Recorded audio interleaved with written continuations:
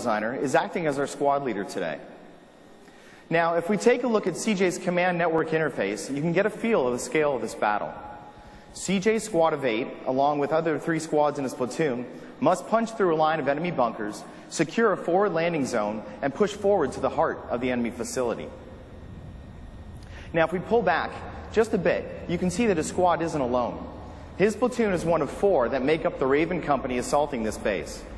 Now, each blue dot you see is a live player participating in the battle right now. But remember that for each blue dot you see, there's also a red enemy, most of whom are currently undetected.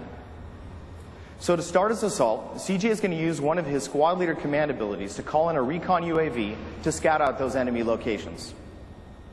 UAV inbound and on target.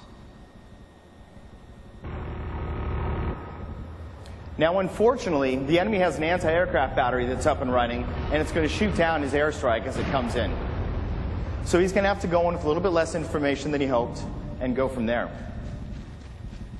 So these are all the squad members we see on screen that are up here on the stage today.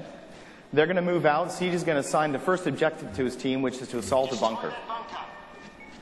This bunker serves as a forward spawn for the enemy, so if they can destroy it, they'll manage to push the defenders back farther into the heart of the base.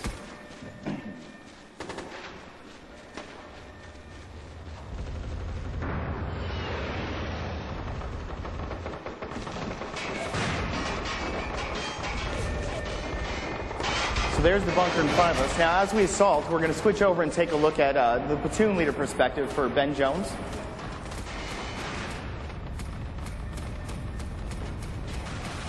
Now, these bunkers are very challenging targets. They have to go in, plant a charge at the base of it. They can attack the turret on top from distance, but if they have to get in close to plant the charge and defend that charge for a period of time while the defenders try to defuse it.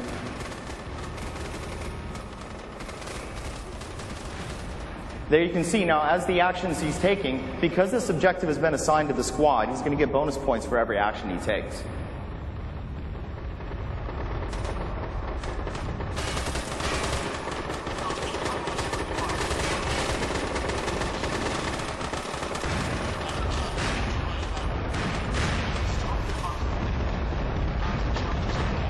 So now that they've managed to destroy that bunker, it's going to push all the defenders back farther into the heart of the base.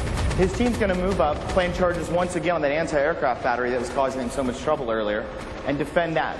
Now, taking care of this will do a couple of things, give a couple of advantages to his team. First and foremost, it will allow the commanders to call in airstrikes as they battle, but it's also going to secure this as a forward spawn point for his team, which we'll see in a moment here.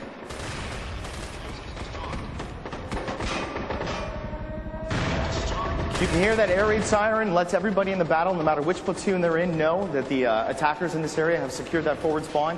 And now we have helicopters coming in, which serve as the forward deployment point for his team.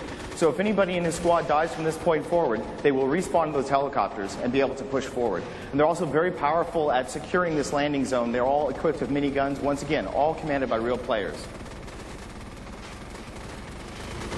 Now that they've managed to secure this forward landing zone, CJ is going to use another one of his command abilities.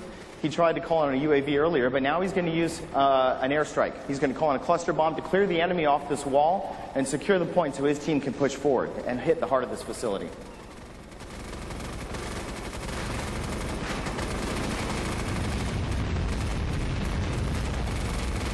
So obviously, devastating strike. It's cleared the enemy off this position. Now his team has a few moments before the enemies respawn, secure that wall again. So they're going to push in and set a foothold to push into the heart of the base where they'll link up with all 4 platoons for the final assault on this objective. Now, I do hope you all were taking notes because we're going to have this game running live on the show floor for the next